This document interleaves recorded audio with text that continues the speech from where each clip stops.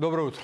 Затворете ги прозорците, почитувани гледачи, намалете со проветрување на домовите, избегнувајте активности на отворено. Такви се препораките што ги даваат мерните станици во речиси сите поголеми градови во Македонија. Од утрово и Скопје граничните вредности на дозволени мерни количества на загаден воздух се веќе надминати.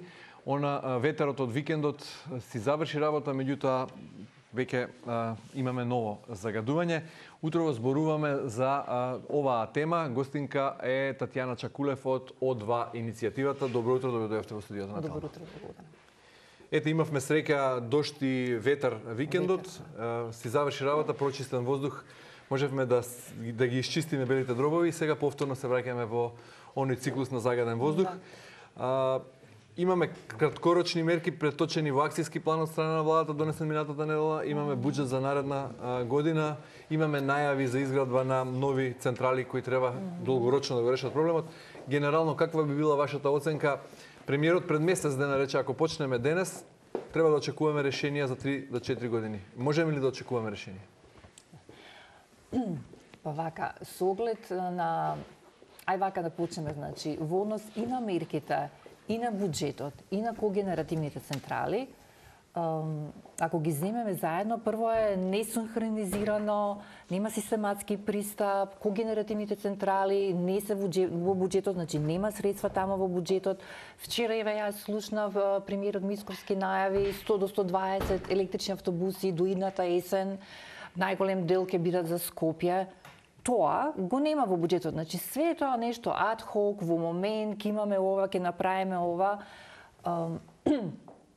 Истражувањата единствени кои ги имаме, тоа се, значи, низ цела година извршени мерења во Скопје во тек на 2021 година од лабораторијата во Штип при Универзитетот Гоце Делчев, Ампикон, професорот Мираковски.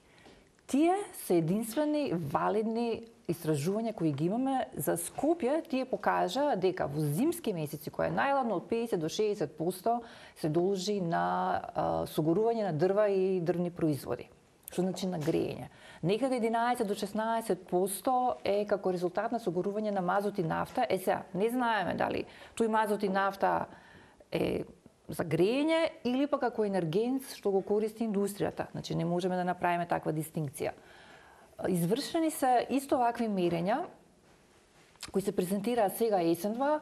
UNDP ги финансираше за Струмица, Кавадарци, Гостивар, Куманово, Струга.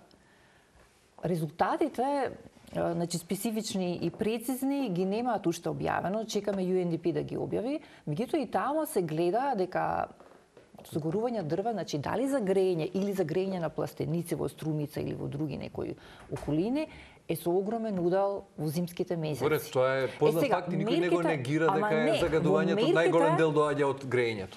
Во вие краткорочни мерки немаме ништо за тоа. Како ги се намали загадувањето?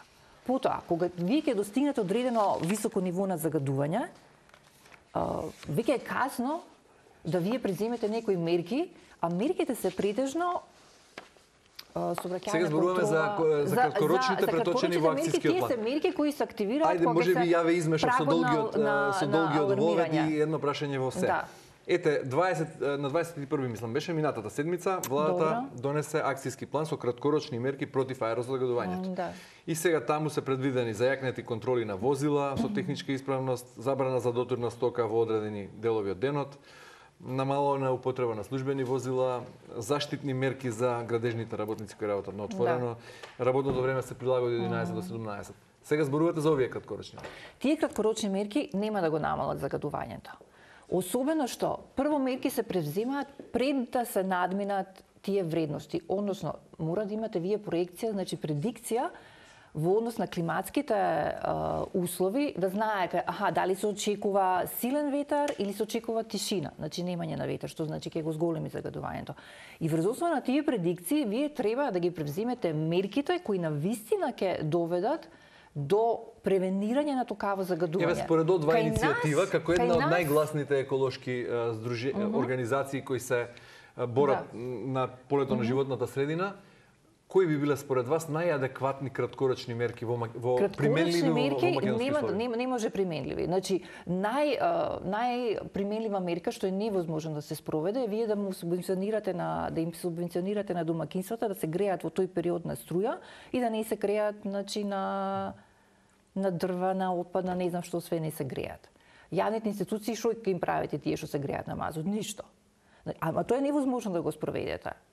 Значи, алармирањето, ние инсистираме на пониски... Краткорочни мерки се бесполезни? Нема потреба да се донесуваат? Реално се бесполезни. Реално. Значи, потребно да се делот што е за заштита значи, на ранливата популација, на работниците што работат надвор, тие се потребни. Но апсолутно. тоа не е против загадување, тоа е... Ама тоа е мерка за заштита, не е за намалување. Да. Сообраќајот, вие многу лесно ќе го решите. Во сите денови, во текот на цела година кога е загаден воздухот надозволено, со минување на буквално еден збор во Законот за возила, кога се воведоа, значи во Законот за возила се направи измена и се воведоа еконалепниците, ама се воведе како можност. Може да се стават, а може и не. Ако вие го ставите тоа дека мора да се става, дека е задолжително. Тоа подразбира секое возило што секое возило што е регистрирано. Во што е регистрирано во Македонија. Со регистрацијата добива и таква апсолутно, значи да, си добива значи технички преглед, кога ќе се измерат емисиите, добива во однос на тоа какви се емисиите, си добива налепница, црвена, жолта, зелена. И се знае, денови кога е надозволено загадување, само тие со зелена налепница може да се движат. И тоа е зошто нема волја оваа мерка да се просто. спроведе тогаш? Затоа што популизмот влада кај нас, затоа што тоа е непопуларна мерка и партиите секогаш мислат на следните избори кој ќе ги гласа. Буквално е тоа одговорот. А еден збор на чименување ќе го среди наместо може мора. Сообраќајот. Да, значи задолжително, буквално еден збор. Тоа е во однос на сообраќајот. Во однос на еве да се вратам значи на долгорочните, ние се наслушавме, значи децени наназад зема време, не може така, чекајте толку години, волку години. Само да ставиме во перспектива, Законот за квалитет на амбиентниот воздух е донесен пред 20 години. Пред 20 години. Рокот за достигнување на PM10 частичките, значи да дојдат во тие законски дозволени рамки, бил јануари 2012. Значи, ние сме 12 години после тој период. И ние се уште зборуваме треба долго време. Значи 20 години е законов, 20 години. Но притоа ќе потсетам дека пред еден месец Европската унија ја заостри битката против загадениот воздух со нова директива. Министрите на на земјите членки усвоија нови правила според кои стандардите се речиси согласени со Светската здравствена организација кои се најстроги. Да. Меѓутоа е во однос на ситните честички PM2,5. Сега се 10. Од 50 на 10 се намалува таа граница. Не, 25 е сега годишната вредност, се намалува на 10 во годишната. Унија. Меѓутоа се воведува, тоа што не беше воведено, немавме ние дневна концентрација. Сега зборуваме за Европска Унија. За PM2,5. Да. Значи Европска унија воведе и дневна максимална дозволена концентрација. Но ја намали од 25 на 10. Ја намали од 25 на 10. PM10 исто се намалија од 40 на 20. А кај нас максималната е 50. Уште, нели? 50 е за дневната. Значи да не ги мешаме дневна и годишна. Годишна е една, се воведоа исто годишни концентрации, се намалија на половина, ги спуштија за азотните оксиди. Тука не знаеме исто како ќе биде ситуацијата кај нас. Сулфур диоксид се воведе и годишна граница, значи ги преполовија за многу загадувачки супстанци, на пола ги сведоа и прагови на информирање, на алармирање сега се унифицирани. Сега не може нашава земја да си донесе кој што сака, него ќе си има еден ден надминување над 50 за PM2,5 или над 90 за PM10, тоа е праг на информирање, уклучување. Праг за алармирање е исто, максимално 3 дена над овие граници, значи максимално 3 дена и се уклучува праг на алармирање. Во однос на онаа мерка што ја спомнавте за возилата, за налепниците, има ли некој таков пример од земја од опкружувањето, например, членка на Европската унија? Има во Солун, например, тоа се спроведува. Има во Германија. Ниво, како Солун, како... Солун како град, да. И Атина има, мислам, значи не како цела Грција.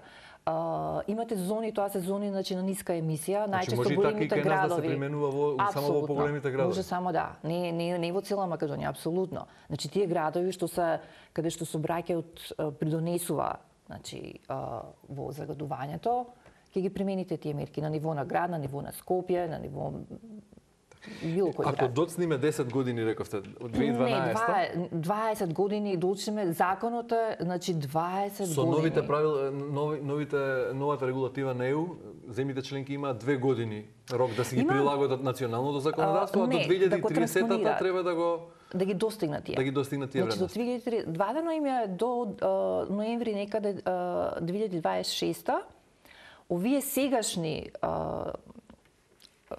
вредности да ги достигнат до 2026 ноември, а до 2030, почетокот на 2030 да ги достигнат новите.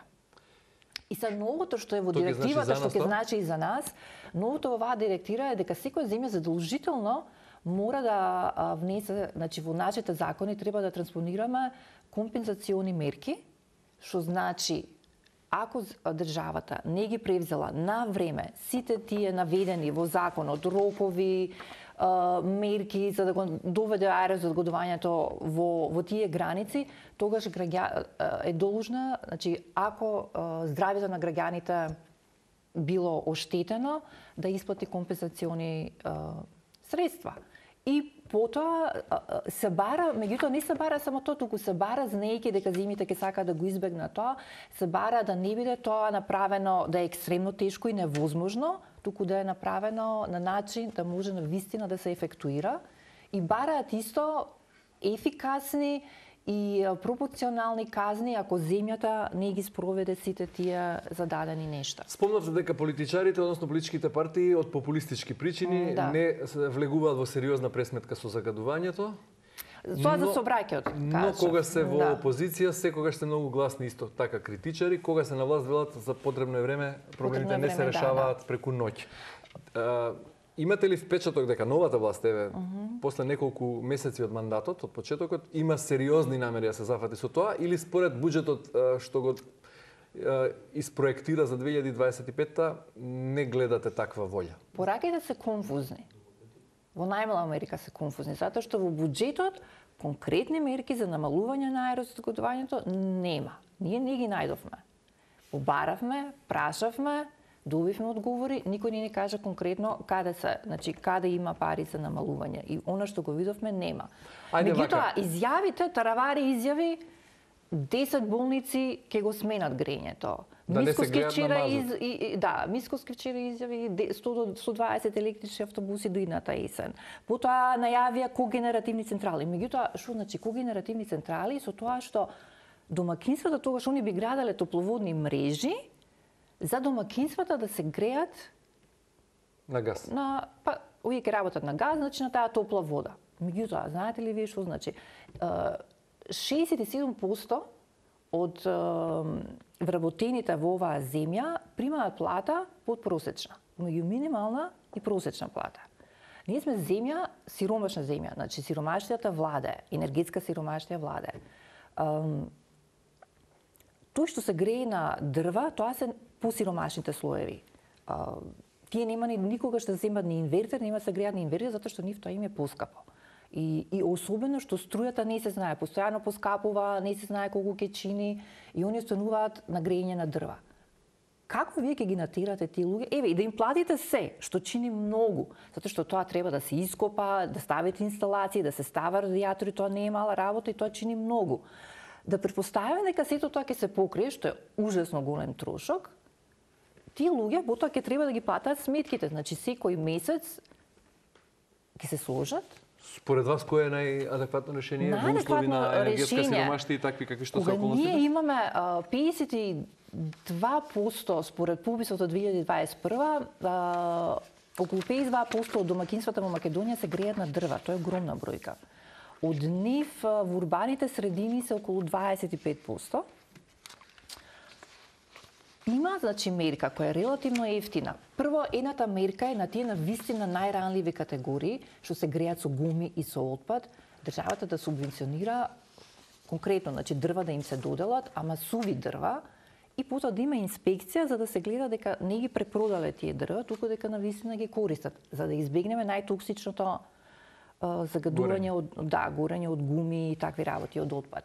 Втората мерка е субвенционирање на филтри. кај овие домакинства. Овие домакинства ќе останат најголем дел, ќе останат да се греат на дрва. Значи нереално ние да очекуваме дека тие ќе се греат на нешто друго.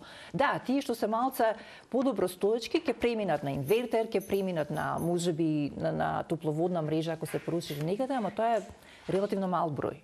Другиот дел ќе остане. Значи филтрите се единствено решение кај овие домакинства.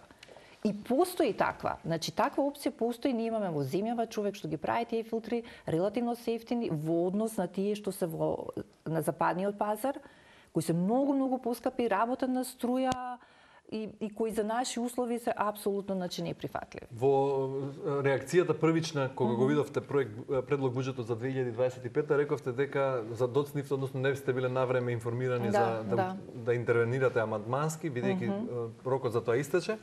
И дека до минатата година пратениците на ВМРО-ДПМН ги поддржувале вашите амандмани. Апсолутно, да. Оваа година не ве ни информираа на време. Не. Очекувате ли дека во текот на комисиските расправи ќе може преку пратениците од владеачкото мнозинство да бидат усвоени дел од вашите препораки? За единствена опција е таа, тоа е се она што се нарекува комисиски поднесени амандмани, тоа е на крај на буџетската расправа.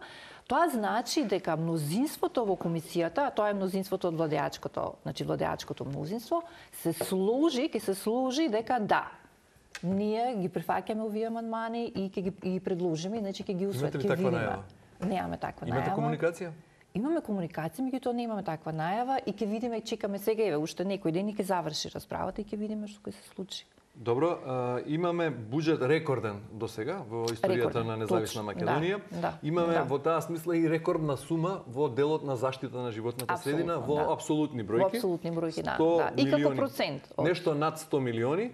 Во процент пак недоволно 1,36. Највисок до сега, да се разбереме. Доволно ли е тоа? Не е доволно во однос на тоа колку ние проблеми имаме во однос на загадување, значи загадени води непречистени се испуштаат во реки директно во езера. Нас не требаат околу 87 пречистителни станици. Нашата главна замерка од целокупниот буџет би требало да оди за заштита на животната средина за да бидеме пристојно незагадени, односно пристојно чисти. Мораме да бидеме ние и реални. Со оглед на тоа што, пак ќе кажам, ние сме сиромашна земја, социјална заштита, плати, сите тие нешта. Не можеме ние да бараме нека огромна сума како процент од буџетот. Меѓутоа, здравјето нема цена и здравјето е најважно, веројатно. Да, меѓутоа околу 200, значи дупло поголема сума од оваа би требало. Вкупниот буџет би требало да оди за заштита ако на животната. Ако е оваа сима, да, околу ако е 1,36, значи да речеме еве до кај 2,5. Значи ние би требало околу 2,5 да одиме. Меѓутоа на вистина заштита на животна. Во делот на заштита на животна. Различно е. Значи европски, знаете што, меѓутоа тие не се во ситуација како нас. Тие ги немаат овие проблеми. Ке нив е средено отпадот, средено е, значи во главно е средено аерозагадувањето. Ке нив аерозагадувањето не е овакви рамки. Значи тие го имаат нив главно со обраќајот. Е слично. Каде? Во Бугарија, например, во соседна Бугарија. Земја членка на Европската унија која исто така има сериозни проблеми со аерозагадувањето. Да. Колку е таму процентот? За Бугарија не знам. Знам дека Холандија е околу 1,5, 1,6 годишно, Грција го има истиот, Брисел исто знае, Малта да се високи. Меѓутоа имаме земји каде што не треба да се споредуваме.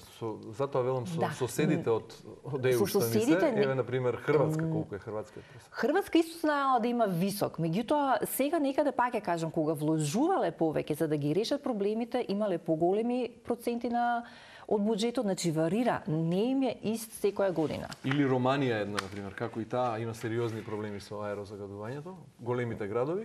Не знам, значи за Романија и за Бугарија не знам каков е буџетот. Значи повторно ќе кажам, еве ние да кажеме овој буџет сега да беше.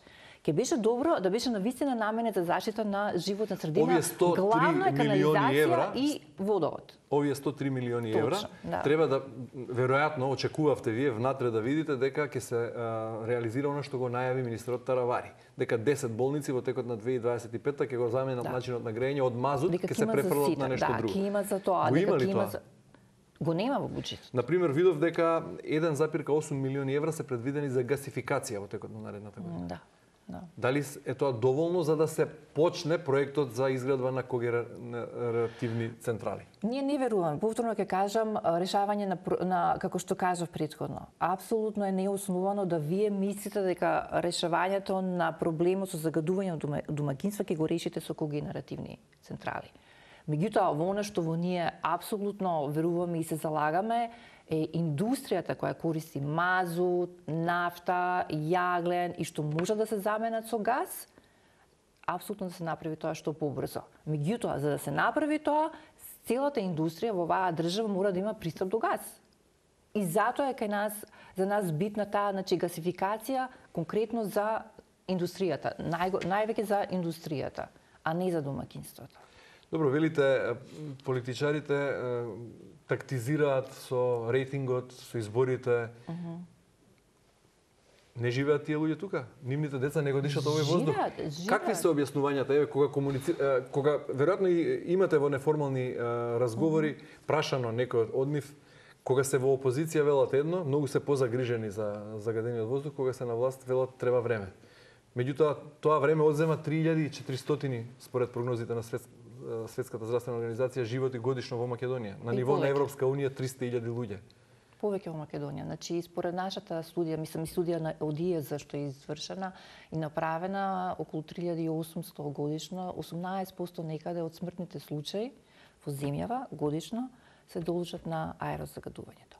Меѓутоа, знаете што, тоа е некако неопипливо. Сите го знаат, го слушаат тоа, ама кога ќе умреш од мозочен удар, од срцев удар, од рак, ама никој не вика дека ти си умрел, дека тоа е последица од аерозагадувањето. Дали ме разбирате? Значи се знае, ама некако се вика, слушај, пензионериве ни се битни како гласачко тело. Пензиите ни се битни да ги покачиме.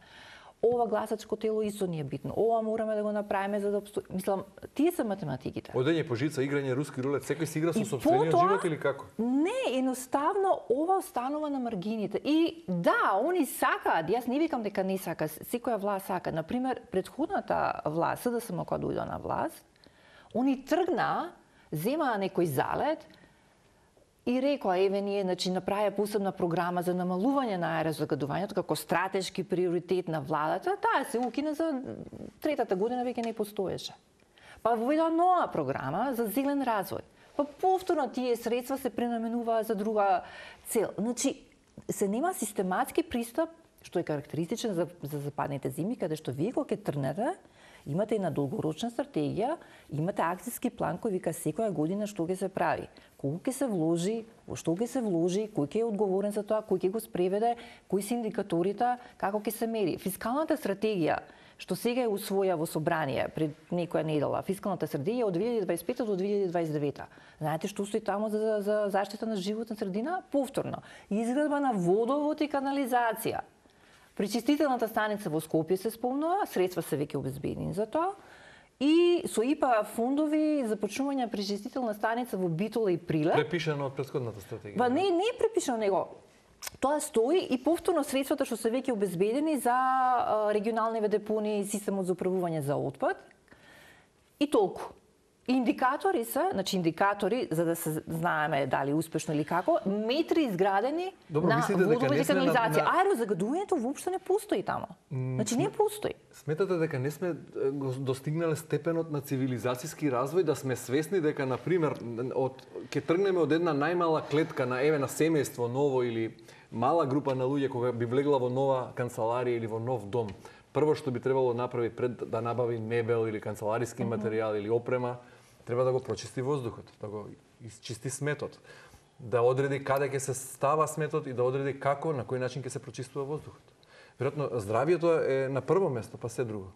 Па не е на прво место. Пак ќе кажам, не е на прво место. До свеста е? До свеста на тие што е вода државата, апсолутно е. Тие што ја вода државата ги бираат граѓаните. Значи, немаме доволно свест дека здравието треба да ни биде на прво место. Па немаме доволно свест, очигледно. Затоа што кај нас секогаш прво и второ и трето колку гласови ќе се добијат на следни избори. И се знае дека водовод и канализација, да, ние не сме против, значи соопштение врз основа на нашето соопштение што го испративме за медиуми, Министерството за животна средина испрати си објави соопштение каде што кажа дека пошто ние реагиравме за тоа дека најголем дел од средствата одат за изградба на водовод и канализација, што би требало да биде, прво тоа е обврска на општините, меѓутоа разбираме, процес на децентрализација не е завршен, немаат средства доволно. Тоа треба да е Министерството за транспорт, значи порано транспорт и врски, сега Министерство за транспорт, тие средства таму нека бидат. Тоа не е заштита на животна средина. Значи, изгреба на водовод не е заштита, тоа е обезбедување на право на чиста вода, ама заштита на животна средина е нешто друго. Добро, мораме да привршуваме, иако темата е многу интересна. За крај, би сакал да ја прашам, почнавме, рековте треба време, се уште не сте на чисто, во кој правец, бидејќи ви делува многу конфузно, многу конфузно. Новата власт и незината определба да се справи со загадениот воздух. Да. На крај, по 3 години, какво е вашето предвидување? Ќе дишаме ли почист воздух во Македонија? Не знаеме. Ако се преземат соодветни мерки, ефикасни мерки, кои ќе дадат резултати за многу брзо време, тогаш во 3 години ќе дишаме. Постојат и такви решенија, значи, ако има волја. И за домакинства, и за јавни институции, да, постојат, и за сообраќај. Татјана Чакулев од 2 иницијатива, ви благодарам за гостувањето во утринска. Фала ви на вас.